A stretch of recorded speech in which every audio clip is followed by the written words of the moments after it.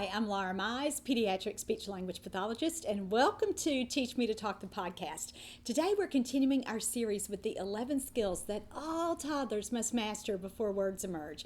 And really that does mean all toddlers. It means children, whether they are talking on time, these skills come in, or whether they are talking later, these skills come in.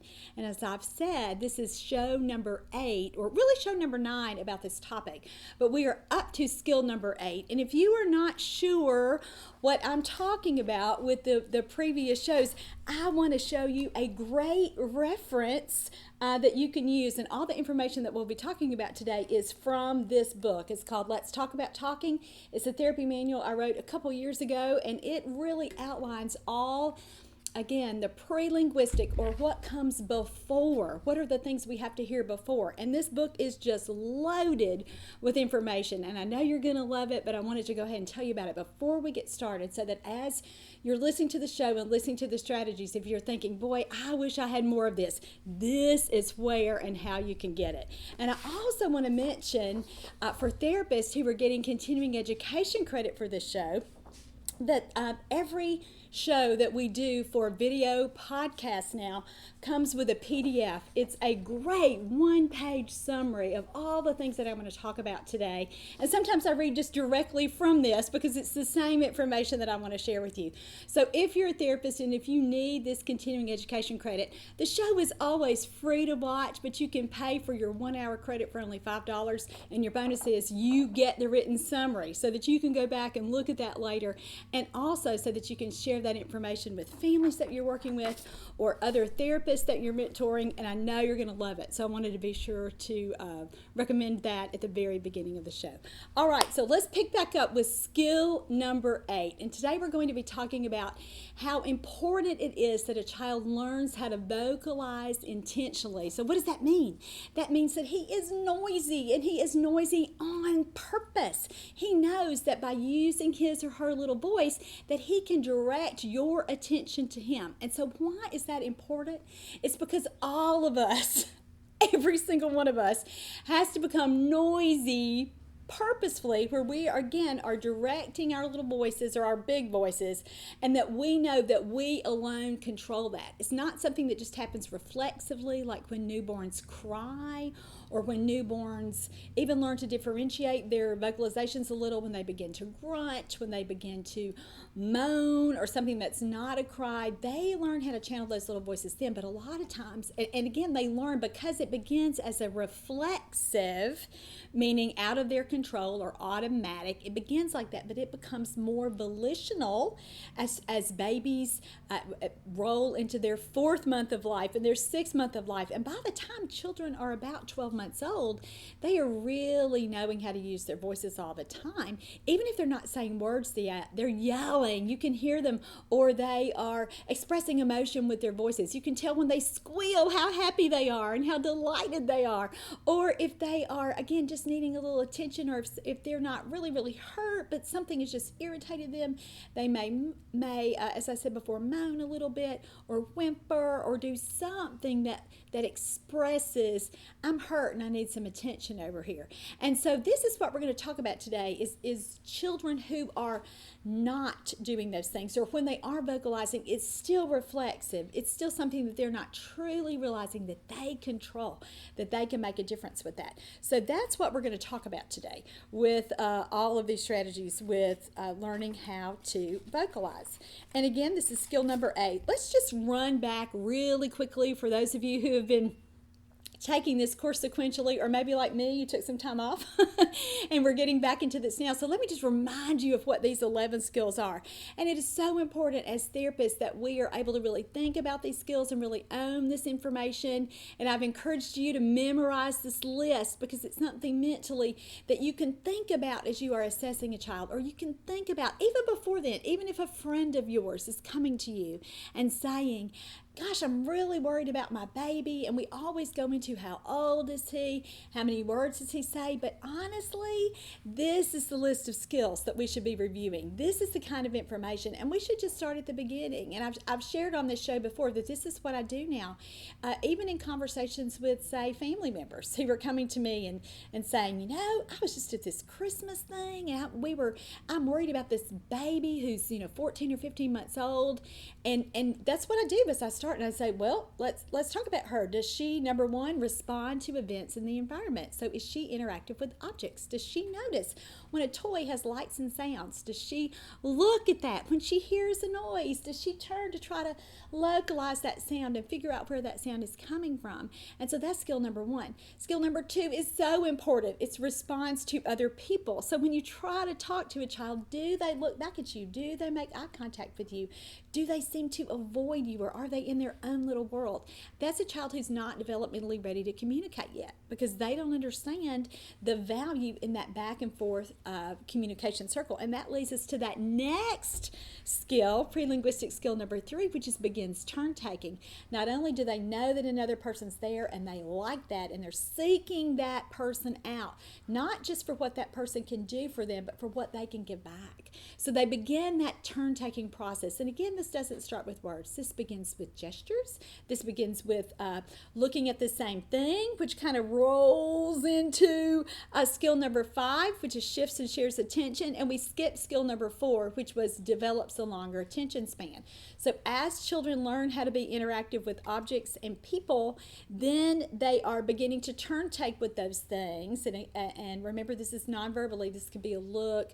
This could be a gesture that they're doing. Let's say that you're playing a game with them like tickling their bellies, and we want them to try to tickle your belly back, or something like give me five, or any kind of turn taking that they might do with a toy.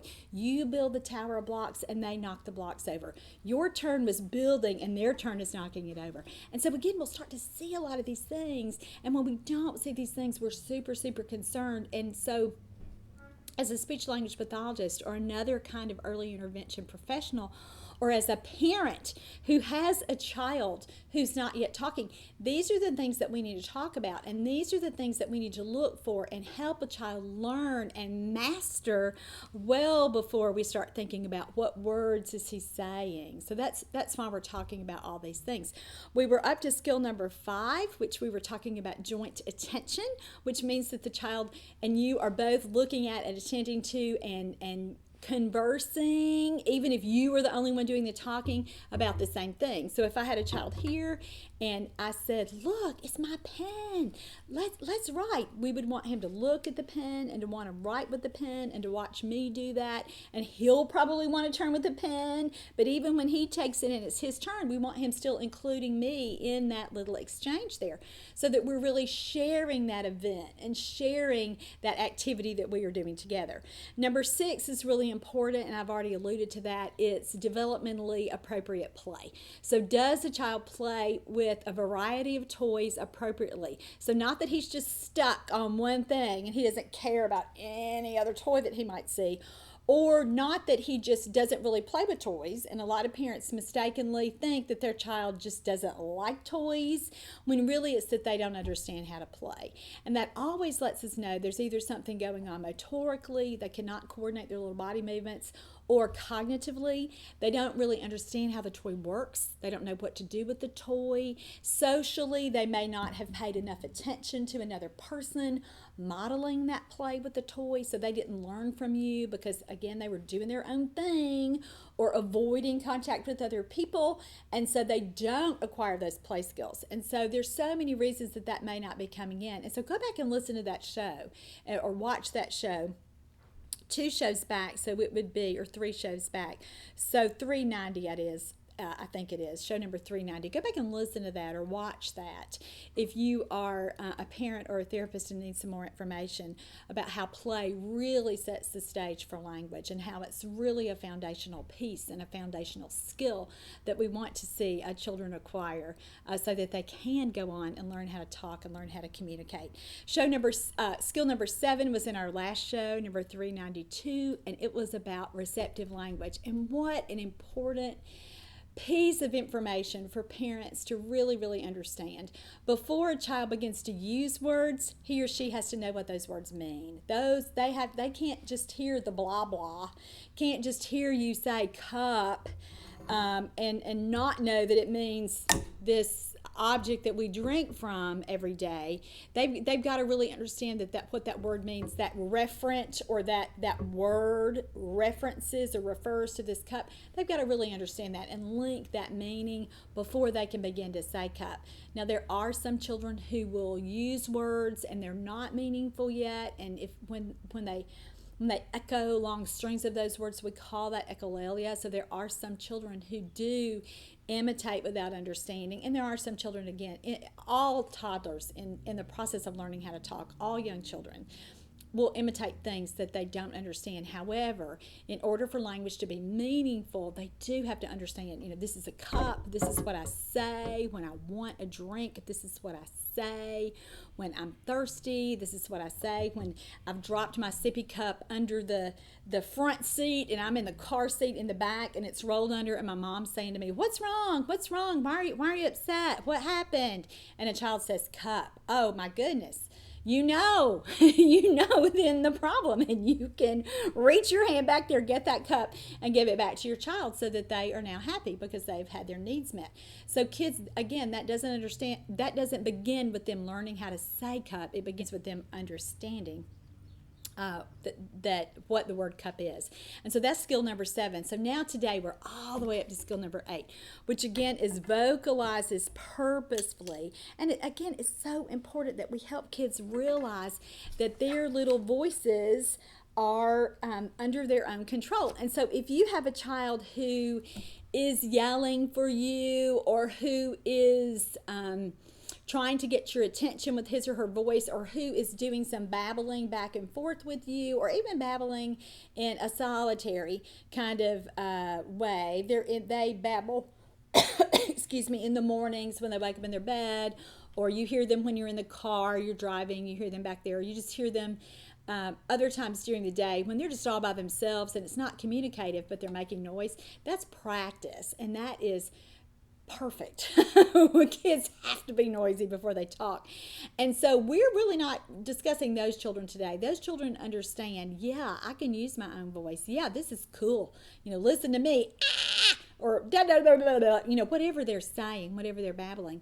And when a child is there, those aren't the kids that we're talking about today. We'll talk about them in a later show where we shape those vocalizations. And again, we do it by a lot of the things that we've already talked about, with helping them understand more words and really working on all these other things that make their behaviors more communicative with you. But today we're talking about just a small subset of children who there's usually a medical reason there. Not all the time, but a lot of the times there's a medical reason. So there's something going on with them neurologically.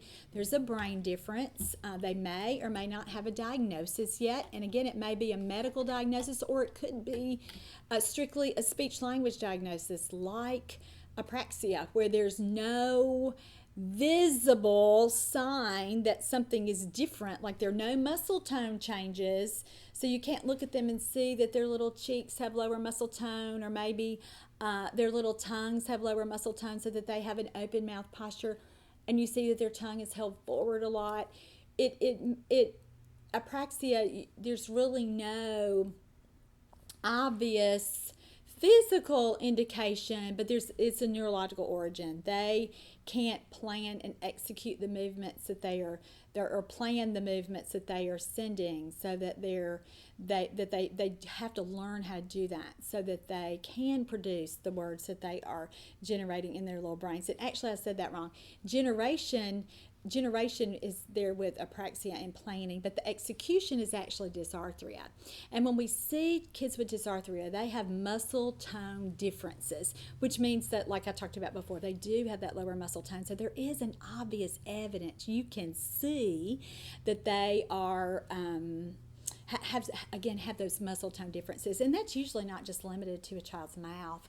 There are other indications. They crawled late or creeped late. They were later to, even earlier, later to roll over, later to sit up, later to walk. So when we have a child who has those gross motor delays because of, again, an obvious motoric difference or a muscle tone difference, you know that those children are really, really likely to also have difficulty learning how to talk because their muscles throughout their bodies have been affected by that neurological difference. And again, it's so hard to talk about all those specific diagnoses like cerebral palsy, like Down syndrome, any other kind of syndrome or genetic difference that your doctor's already talked to you about.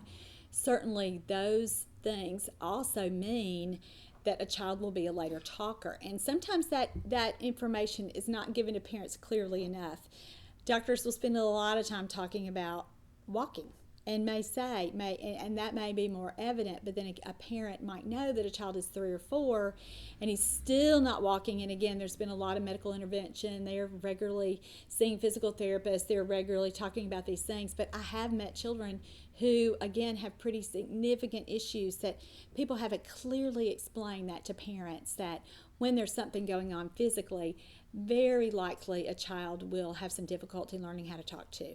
And so we want to be sure that we're doing that as therapists and that we're sharing that information so that parents get it. And again, not to put a dagger in their heart and really be so overtly negative, because we always have hope and we always know that we're not going to give up on speech.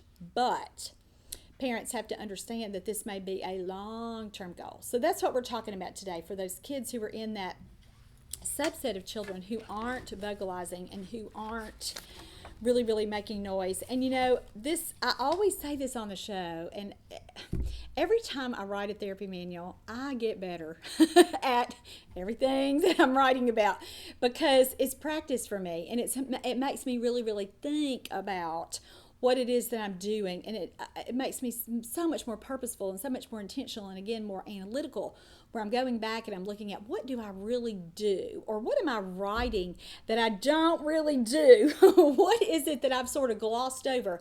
And there's a big, big difference between reading information and writing information and telling information versus doing it. And so as I was reviewing for this show and prepping for this show, I have 2 little friends right now that are nonverbal, but basically. Nonverbal. They really don't say much of anything at all. And I have a couple of more little friends who are just minimally verbal, meaning that they have a handful of words here and there. But it so made me excited to know what I know that I've maybe forgotten or again glossed over a little bit, that I really haven't honed in. Like, this is what you need to be doing, Laura.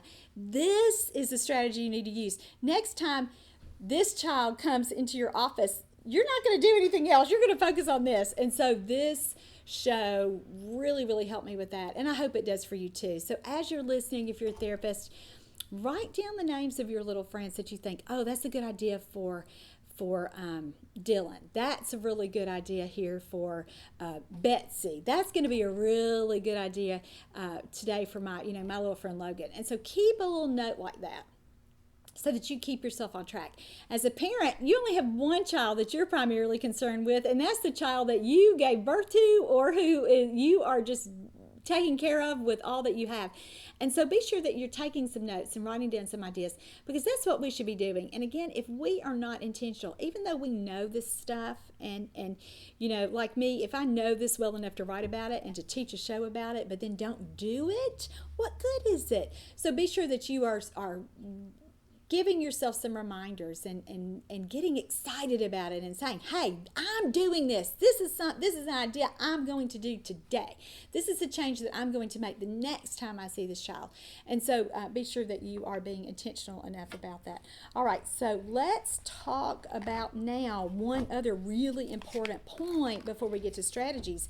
And that's that sometimes parents don't realize how quiet their children are. And as babies, they may have really even appreciated how quiet their child was. Sometimes they'll say to me things like, oh, He was such a good baby. He never made any noise. He was not fussy at all. And as a mom, you're going, I don't have a difficult baby. This is easier than I thought it was going to be. I'm so blessed. I'm so lucky that this child isn't screaming his head off like another kid that you may know, or another child that you may have, an older sibling there, and you've lived through that once. You don't want to live through that again because it was awful for you and everyone. But at the same time, all of that quietness is not normal. Typically, developing babies are noisy, and they learn how to use their little voices pretty early on and begin to differentiate and begin to use different vocalizations at different times. And that's how a mom learns, okay, this cry means that she's hungry, versus this cry means that she's bored, versus this cry that means that she's hurt. And so again, children learn how to do that. And some of that is reflexive, that intensity when a child is, something, let's say they get, let's say a bee stings them. Of course they're going to wail, because that is a big assault to their skin and to their bodies. But children do learn as they move toward that first year that they can control that, and they can use that. It's powerful. And we want them doing that, because again, these are precursors to words. And so we have to help children learn that they can do that, and we have to help parents see when a child is not noisy. And I have gotten better with that. And I told you, when I hear a parent say, "Oh, he's so good, he didn't make very much noise," that produces a sick feeling in my stomach, because that makes me aware that one, that child is not developing, and that these problems have been longer term, and number two, longer term than a parent realizes, because they'll think again that everything was just fine until one day this thing happened, when honestly things weren't fine all along. And like I said before, most parents will know when they're at this point, when there's a medical diagnosis, or when there's even a neurological difference that they are aware of, but some parents don't. And so we have to really talk about that and help them understand that it's not normal for a child not to be noisy. It's not normal for a toddler not to be demanding vocally, and non-verbally too. I mean, they should understand that they need you to do things for them, and that life goes better for them. It's a lot easier when mom does these things for me. And if something's wrong with me, I need to let somebody know so that things can get better. Or if I just want to hang out with you, or if that joy that children share too when they're laughing and smiling, and as I mentioned before, squealing, when they're doing all those little fun kinds of vocalizations too, when they just want to hang out with you and be with you because you are their world. That we want them using their voices then too. And so we have to really make parents aware when that's not happening, because the first thing we need to do before we can get them to talk is help them learn how to make noise and use their little voices purposefully as we are talking. So I think we've covered all of our background, so that now we're almost ready to talk about strategies. Let me just say too, I've mentioned a couple of diagnoses like cerebral palsy or like Down syndrome, that again there are muscle differences, so that's going to the speech diagnosis that correlates with that, or that is due to that. The speech part of that is called Dysarthria. And so my point here is we cannot talk about every single medical diagnosis or what might be wrong. Is a lot of times though, parents think there's something structurally wrong. So they think there's something wrong with their throat or wrong with their vocal cords. They'll say, or they don't say vocal folds, they'll say vocal cords.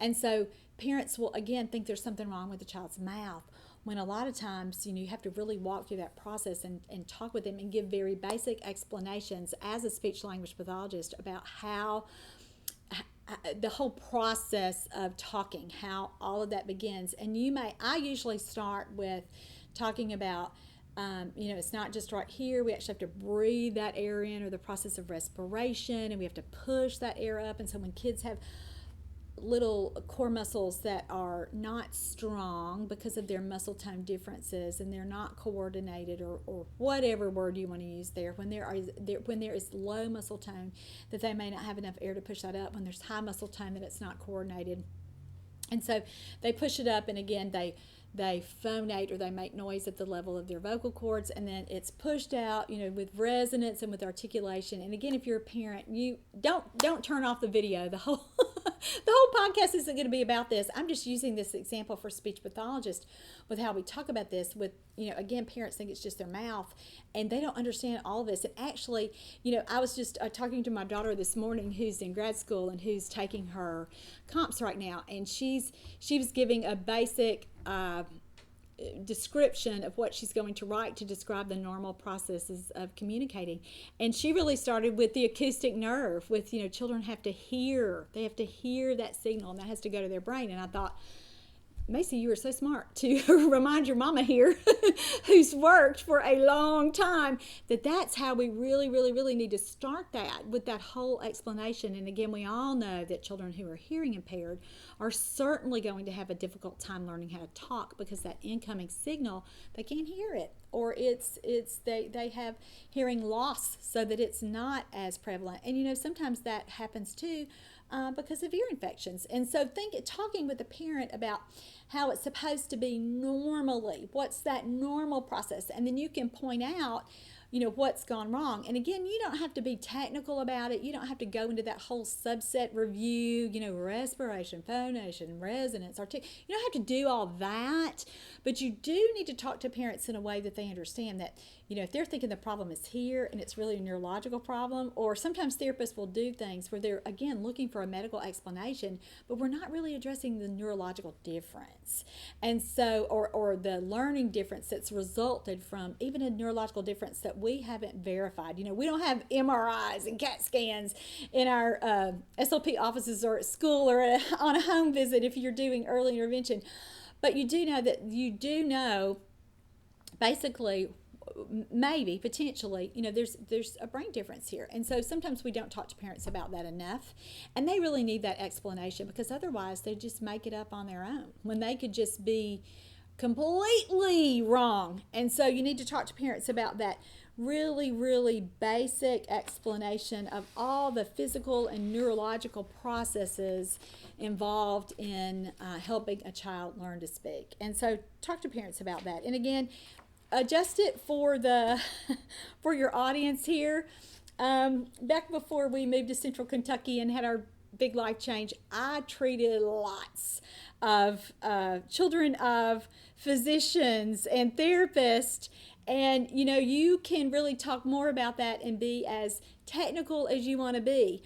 But don't feel like you have to do that every single time. And honestly, those medical professionals know more about that kind of stuff than I, as Miss SLP master's degree here, will ever know, because that's their thing. And so sometimes we almost go overboard trying to really share information when the simplified version would do.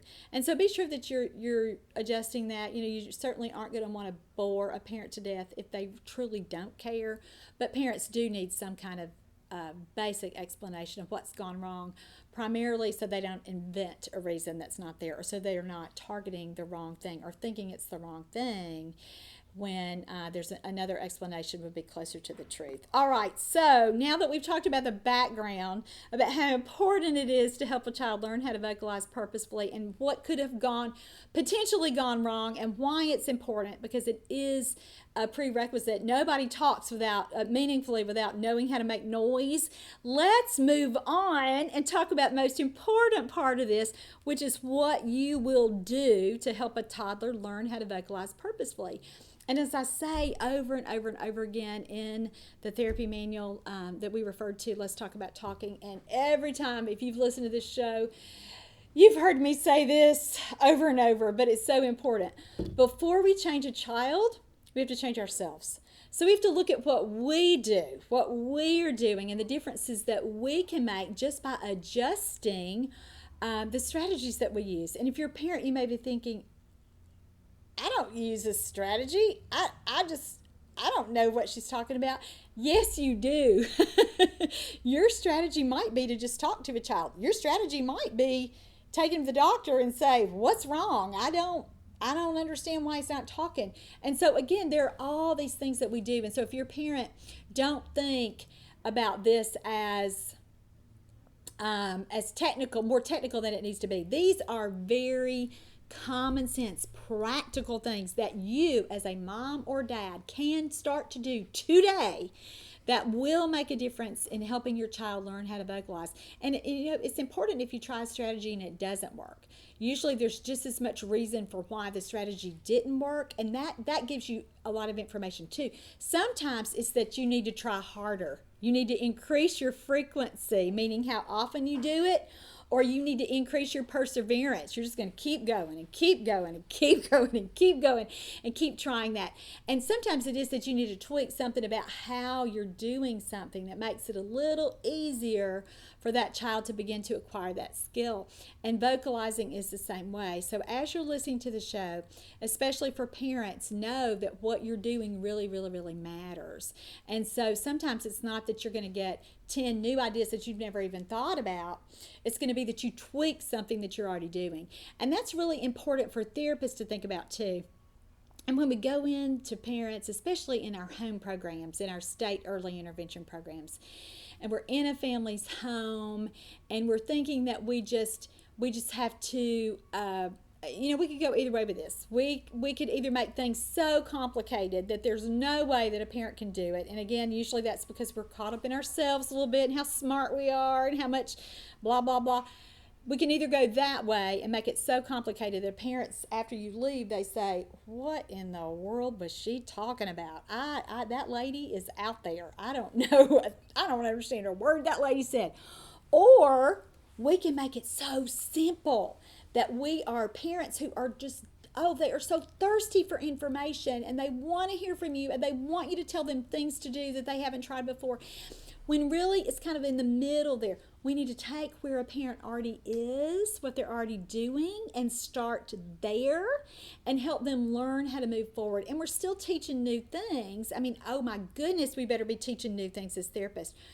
But we may have to start again with where they already are and already talk about what they're already doing and how we can adjust those little things at the very beginning so that a parent doesn't feel overwhelmed, and then we start to unfold with, hey, and here's some new ideas and here's some new things. And you can gauge that too if you're a therapist with how receptive a parent is at the beginning, and how you can tell too if they are on their phones for the whole visit and are really kind of checked out from you.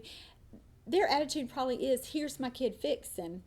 And you've got to really have some honest conversations where you're saying things like, oh, come on, I want you to learn this too. I'm only here 1 hour a week or 1 hour every 2 weeks, or you're only coming to see me, one time a week for 45 minutes. That leaves a whole lot of other time for your child that he or she should be doing these things. So unless you know what to do, and again, you can say that with a twinkle in your eye and with the kind of a playful tone of voice like I'm trying to model here for you, that makes it easier for a parent to participate. We don't want to embarrass parents, and we don't need to be calling out adults for their own bad behavior. But sometimes with a parent, it is really, really easy, especially with a parent of a visibly a kid with a lot of different needs. Sometimes during therapy, they do feel like, oh, I can breathe. I can sit here. This is my time.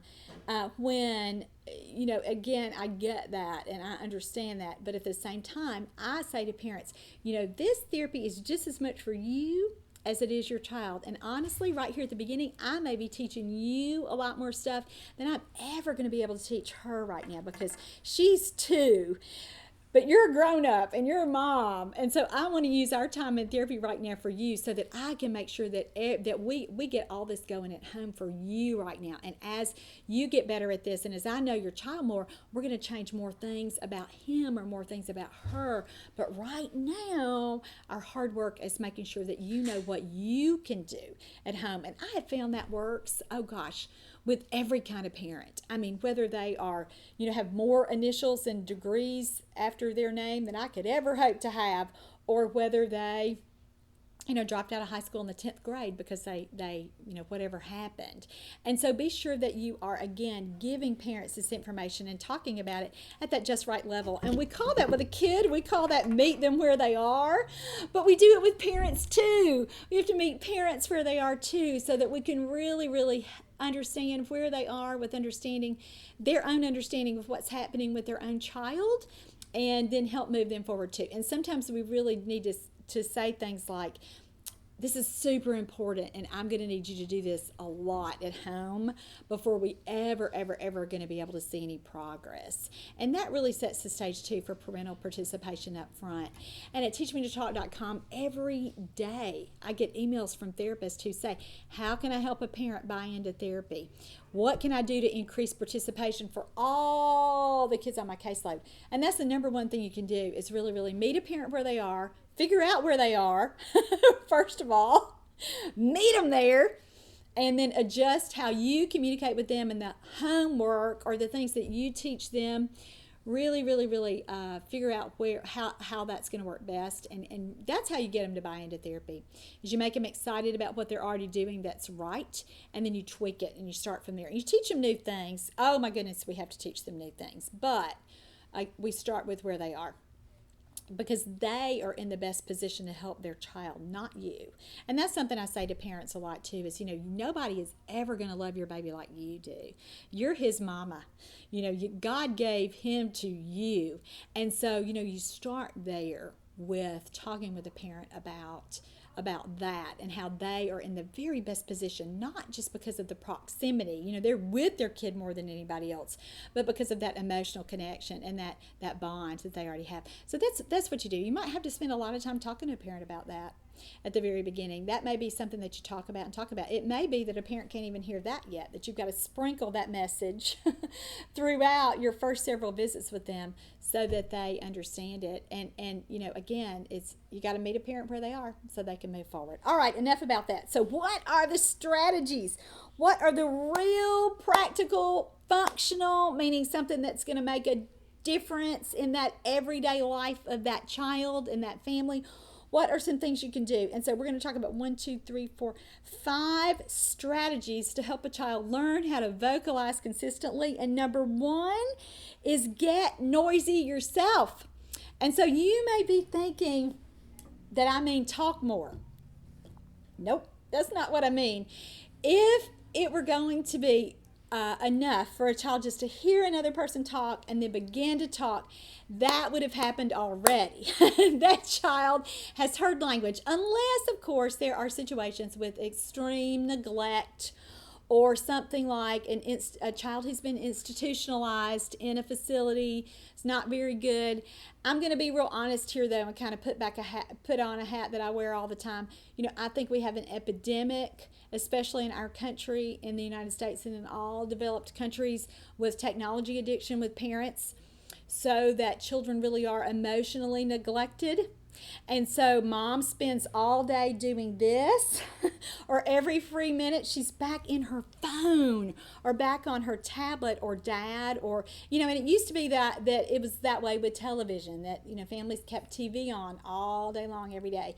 And then we talked about TV, and that we don't need to leave a DVD on in the background all day. And we, because parents are distracted by that too. And the thing is, children today, when parents aren't spending enough time with them, just talking with them, just playing with them, just really interacting with them, that really is emotional neglect. And I'm not the first person to say that. And if you feel like you're hearing this message for the first time, wake up. You don't have to hear it 100 times before you begin to make that change and think about that. But there are families, and again, this can happen no matter what the socioeconomic level is, whether a mom is educated or not educated, or whether they have resources or not a lot of resources, that where we see families where moms are just totally engrossed and kind of self-absorbed in their own little world, in their own little device, and they're not really talking with children as much as they should. And so no wonder their child isn't learning language. Now, the child probably is hearing language, because I guess my guess would be that mom hands that phone off to him in the store, or when she needs him to be occupied so that she can do something else. So they're hearing the words. My point here is you do have to hear language to learn how to talk. You do have to have those models to learn how to talk. But for children who are in this subset, that's probably not what we're talking about here. It's that we need to make noise, that children have a much higher probability of being able to imitate what you've said. And why is that? or the noise that you've made, so that they can learn how to produce their voices and use their little voices themselves. And guys, that doesn't start with words. That starts way down at that noise level that we talked about. It's kind of sound effect kind of things. And even before we get there, we have some noises that start out reflexively, meaning automatic, that we make volitional, or we decide a child learns he can do it on his own. Think about something like throat clearing or a fake cough. Babies love doing that, typically developing babies by 6 to 8 months. That's a really fun little game with them. At church yesterday, I had a friend who was telling me that her little grandbaby is 8 months old, and he's learned how to whistle. And why does he do that? Because she whistles for her dogs to come inside when she's trying to get the dogs to come back in. And her little 8-month-old grandbaby has learned how to whistle. And again, why did he learn how to whistle? Was it because his mom said, hey, I think it would be a good idea for you to learn how to whistle? No, it's because his grandmother does it a lot. And he's learned how to copy her through that.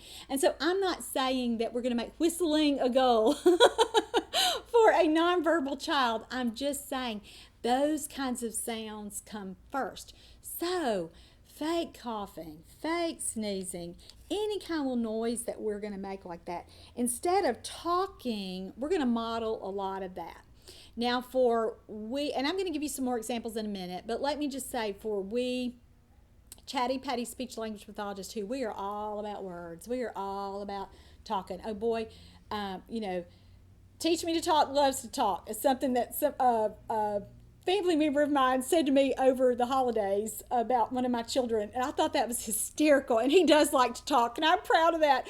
But I just thought that was so funny because, again, it's just so many words, and we don't really need to do that with our little guys who are not vocalizing purposefully. We need to back it way up to a level where they can be successful. And so for us as therapists, that's a problem for some of us because we, again, think about that language piece and those words. And so, if you're like me, you may have to pull that back. And really, the best way that I've done that is to keep myself a little list and keeping data, not on the kid, but on me. So how many sound effect, play noises, play sounds, animal sounds, just little, and we're going to talk about some real specifics, but I track that data on me. When I am realizing, this kid isn't even noisy. And so sometimes, again, it might have taken me a few sessions to really, really figure out, I'm not modeling this like I should. And if I don't model it like I should for me in the session, and, I've worked all these years, been a speech pathologist a lot of years, if I'm not remembering how to do it and to do it frequently enough and to keep doing it, Mom doesn't have a chance because she hasn't heard this person who's supposed to know what they're doing do it often enough. And so as a therapist, you've got to really be careful about that. And again, you be intentional about that. And so keep some data on yourself. And I try to just pick noises just based on what I think a kid likes. So what does he react to? Sometimes it's a gasp, like, I'll see a kid really alert on that. I'm pulling out a toy for us to play with, and I try to get excited like that, and I'll use a word like wow or ooh, those kinds of things. But really, even earlier than that, controlling that inhalation and exhalation with, like that audible gasp there, so that a kid can hear that. Sometimes a kid is so interested in that, and I think, that's it. That's one of the things I need to really do. And so I'll just make myself a little note so that I remember, gasp when it's appropriate in a session. And again, that carries a lot of communication, doesn't it? You're excited when you're doing that, or you're saying, look at this. I haven't seen this before. Or it could be that you're scared. It could be, that kind of thing. But pay attention to those kinds of little noises that you're making and be intentional about it. Keep track of it. See what a kid perks up on and make sure that you include that a lot. And then beyond that, as a therapist, talk to your parent about that. Say, did you see what he did? Did you see that he looked at me when I gasped like that? Did you notice that? And Mom may say, no. And so you'll say, watch. I'm going to do it again in just a minute. Watch for that. Watch his little face. And you will help a parent kind of see that and help. That's how parents make changes, is they see you making changes and they see you really, really being so purposeful. And sometimes parents will think, this is all just like a big secret that people just, when we went to grad school, we just got, a file downloaded and we all knew this. No, we have to learn all this stuff, like you're doing today, listening to the podcast, however you listen to it on iTunes or Blog Talk Radio or however you consume your podcast. Or if you're watching on YouTube, we're still learning. We're still learning how to do this, and we're really learning about their child. And so you tell a parent, hey, I've had to really work at this. I've had to really make, less words, less talking, and make myself more intentionally noisy and use these little sound effect things. So let me go ahead and give you some examples of the things that work best for me. And remember, you're going to have to model these. You'll have to do them over and over and over and over and over before you'll probably ever get any hint that a child is able to do this kind of thing. So some of the things that I like to do, a pant, like and again, we talked about the gasp just a second ago with the sound, and the pant is kind of the same kind of sound for you parents that aren't really thinking about that. That's, no voice is activated with that. It's just your breath. So, you would do that if you were playing with a dog, if you were playing with a pretend dog, a toy dog, if you were looking at a dog in a book, if you were talking about the dog at Grandma's house, oh, we're going to go to Mama's today and Skipper's going to be there. What does Skipper say? The dog's name is Skipper.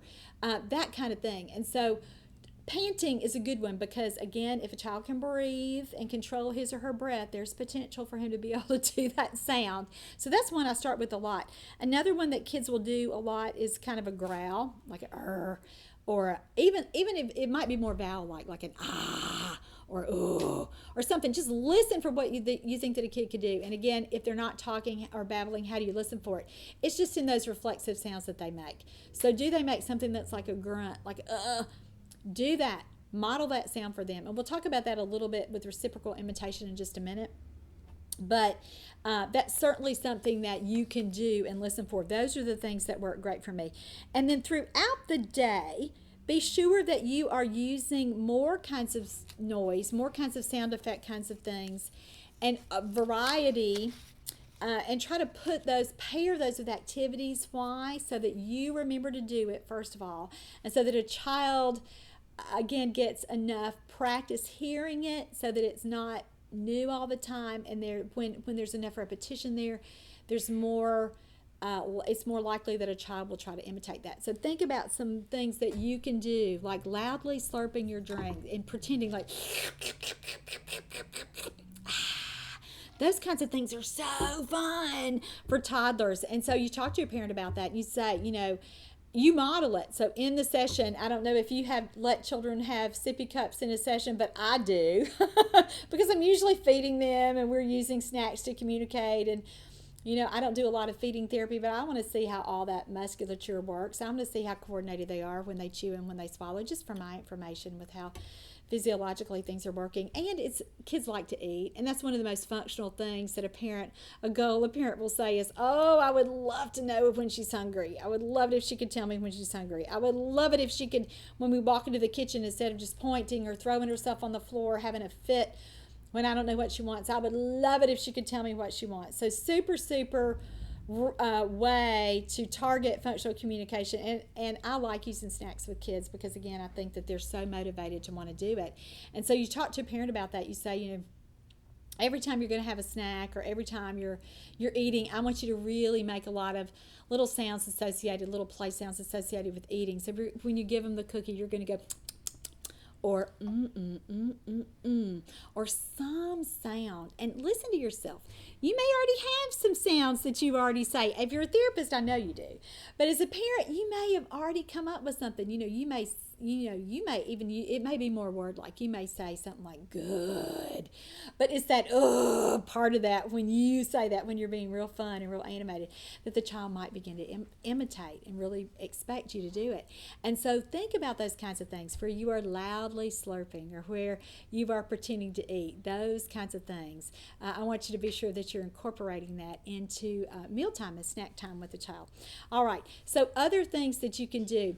Anytime that you see an animal in your home, or like we said before, I gave you that example about the dog, model that sound. And so, especially if you have a child, I live in very rural Kentucky, so all of my kids like to play with tractors and farm animals, and that's just a part of life out of here. We all, even when we live in town, we live in the country. And so model those animal sounds all day. And therapists, if you'll think about this, so many times when a child comes to us for an evaluation, we'll say to a parent, does he have any words? And they'll say no. But then something makes you ask. Hopefully you know how to do this already, but you'll ask about an animal sound or an environmental noise, and they'll say, oh yeah, he tries to say quack, or oh yeah, she tries to say meow, or they'll say, oh, when he hears a car, he'll try to make a car sound, vroom vroom, or when he's pushing his cars, he'll try to do that.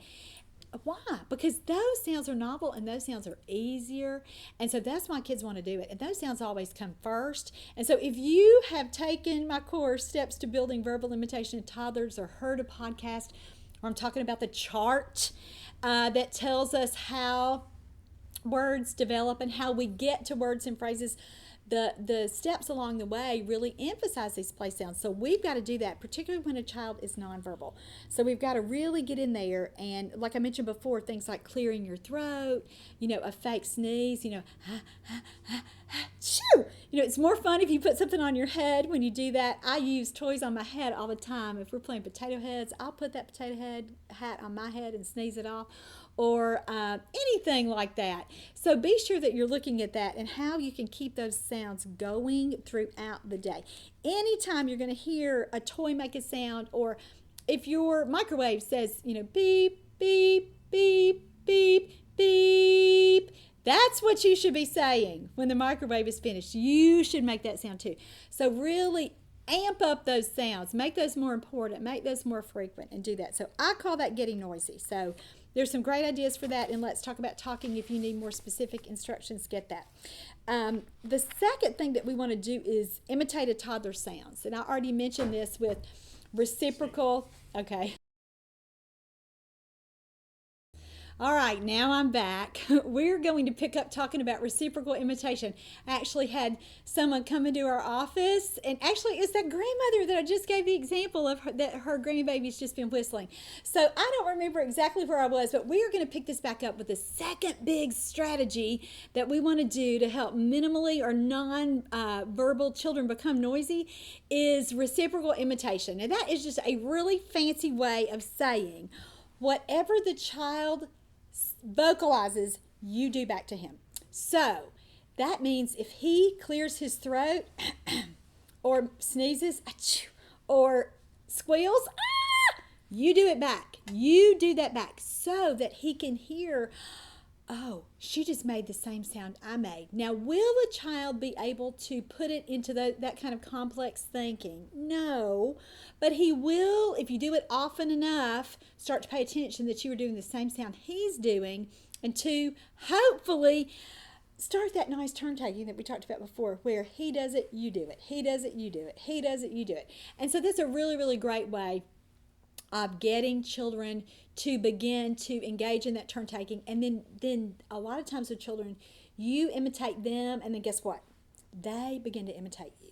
And so it's a great strategy to use. And again, as a parent, you may already be doing that. You just didn't know you're doing it. So if you hear him say, gut, gut, gut, gut, gut, or, gada, bada, boo, whatever he says, babbling, and you do that back to him, you're already doing reciprocal imitation. You just didn't know it.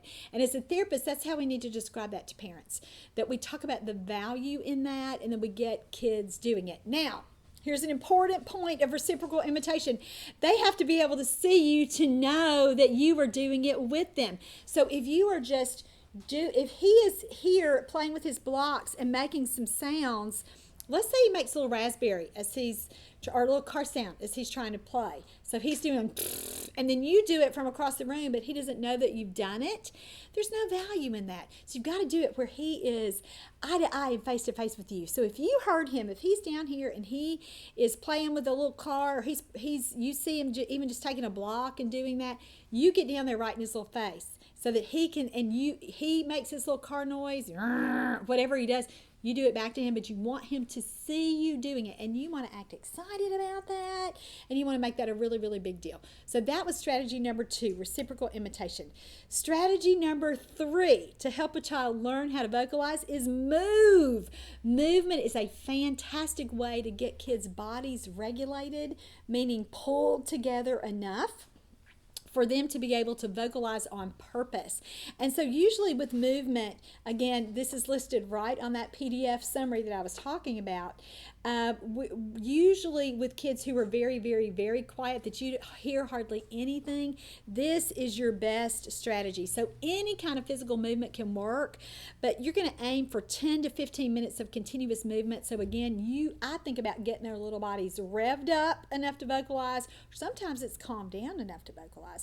And so either way, movement works for that because it helps their bodies get in that just right spot so that they can begin to vocalize. So I use movement all the time, but sometimes you have to be more intentional about that. And sometimes a parent will say, we live in a really small house. We don't get outside very much for whatever reason. Or they might have a child, again, with some really pretty significant physical limitations so that they are not doing that. But you just talk about any kind of rocking that they can do or bouncing them on their legs. If they are moving already and can jumping on the bed is great.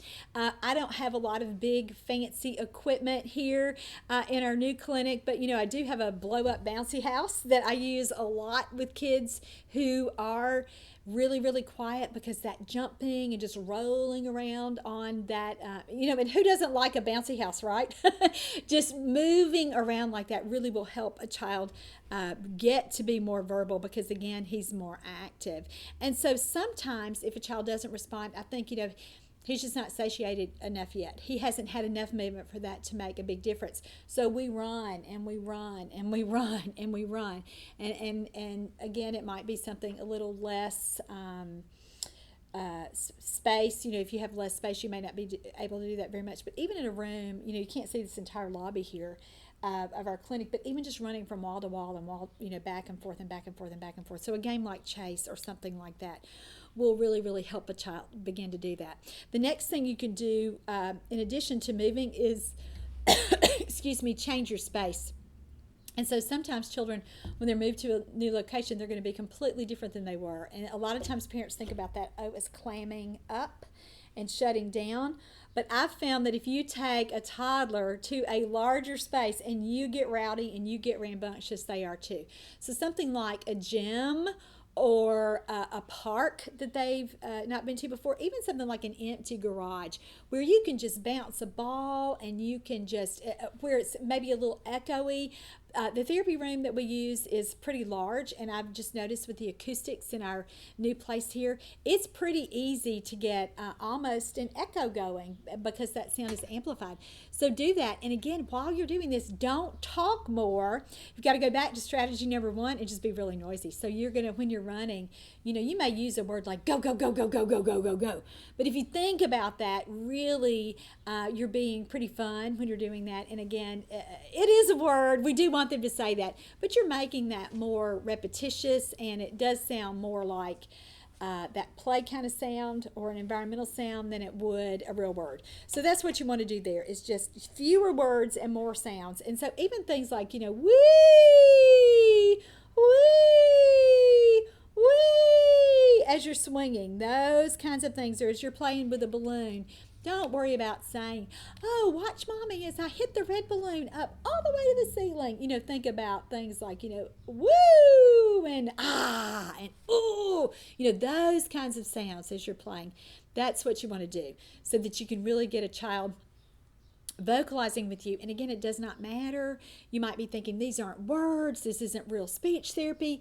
The same vowels and consonants that we use to produce those kinds of play sounds are the same vowels and consonants that make up words. So think about that as you are moving with the child and getting a child, changing your space with a child, and also so that you can tell a parent that, so that they understand that they don't have to talk as often with these kinds of kids. Our number 1 strategy, of course they're going to have to talk to help a child learn how to understand words, but you're really getting them noisy, less words, more sounds. And certainly as we incorporate movement, as we change our spaces, we still need to hold on to that overriding principle, is that we're going to vocalize more with just sounds that a child might be able to do. And so that's your premise there. Another really important strategy, and this is strategy number 5, that I learned from reading Pamela Marcella's book about apraxia and helping a child with apraxia find his voice. She calls this vocal contagion. And I have just learned that parents don't know what I am talking about when I say vocal contagion. So I call it crowd noise. So that's where we do everything we can with several people in a room to make it kind of noisy. And so what does that do? It takes the pressure off a really quiet child so that he can start to vocalize. It kind of sets the expectation that we're all going to make some kind of noise. So I see children in groups. I ran a playgroup program years and years ago, and this would happen a lot, where during free play, where we're all playing with cars and trucks, so we're all playing with baby dolls, or most often it's free play with movement, where we are all in a running game, or whether you're in the gym or on the playground or wherever you are where kids are making noise. That's when kids begin to be more noisy, because they can hear other people doing it. And again, don't worry about what you're saying exactly. You just want that rumble or that murmur of a lot of people talking. And parents of children who are late talkers or who are nonverbal or minimally verbal will start to say, I don't really hear her make a lot of noise except for, and then they will give you a situation, and if you analyze those situations, she's really talking about when other noise and other people are present talking. So it might be for a kid who goes to preschool, a teacher might say, well, it's when we sing. I notice that he only makes noise during circle time and when we're playing outside on the playground.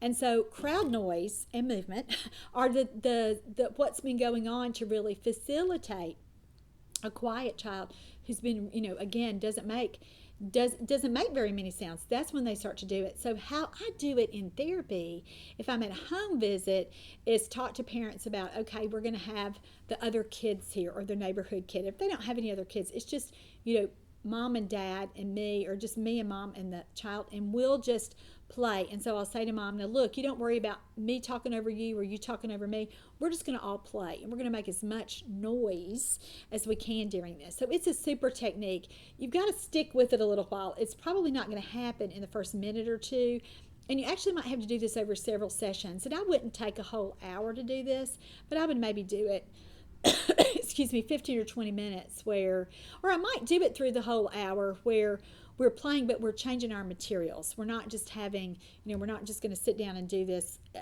with a baby doll. And again, you usually can't do it as often with a book or with a puzzle or something that's pretty structured. You're going to have to do it where there's a lot of, like I said before, a lot of free play, where if you all have cars and trucks where you're all making those noises, vroom, vroom, vroom, or whatever crash noise you make, or beep, beep, or honk, honk, anything like that. And again, try to make it less word-like and more sound-like, more environmental noise at the very beginning, and just do that and keep that going, and really talk to parents and say, this week one of the things I want you to do is write down when you hear her talk more often, and see, or hear her not talk, but try to vocalize more often. When is she noisier? And so see if you can come up with some commonalities of that. And that'll give you information as a therapist about what kinds of situations really promote vocalization, but it will also help you help parents analyze any patterns, and where they start to think about that way, where they're really problem solving, where they're doing the detective work here and really thinking clinically, where they're thinking, oh, she makes more noise in the bathtub. Well, what's your recommendation going to be? Take more baths.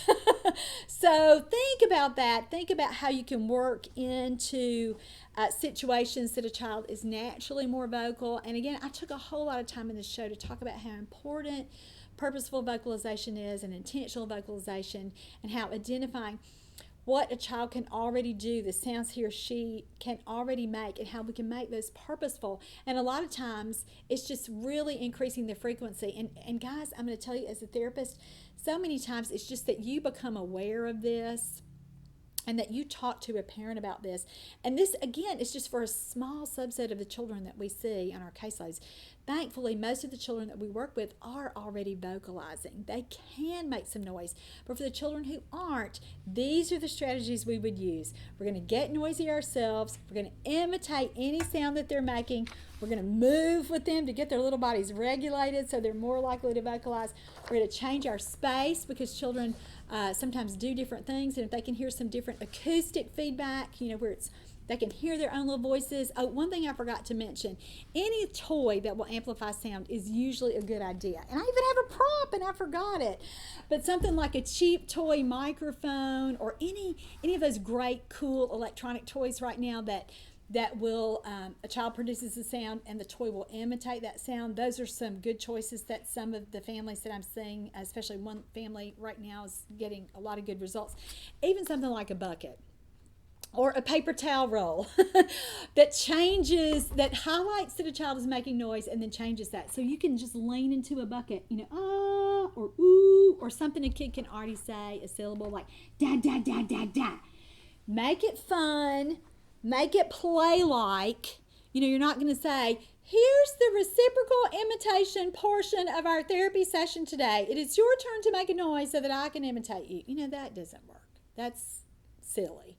And so think about what you can use, again, that a family already has. It's going to be easy for a family. Everybody's got something like a bucket or a bowl or a pan, a pot. So show a parent how they could do that and how that is. And listen, if you're a therapist and you haven't tried that, you're going to love that strategy because that works really, really well for lots of kids. And you don't even expect it. And honestly, it feels like a gift every single time it happens with a kid who's been so quiet. All right. If you need more more ideas for what materials you can use or activities, think about getting Let's Talk About Talking. You can find it on my website at Teach Me to Talk, and that is all for today. I'm Laura Mize, pediatric speech language pathologist, and thank you so much for joining me for this podcast. Whether you've listened in your car driving to the next kid's house, or whether you're exercising, or whether you're a therapist or a parent sitting down watching YouTube looking for ideas, I just wish you wild success with these things because they've certainly worked for me. And again, thank you so much for joining me for teachmetotalk.com's podcast.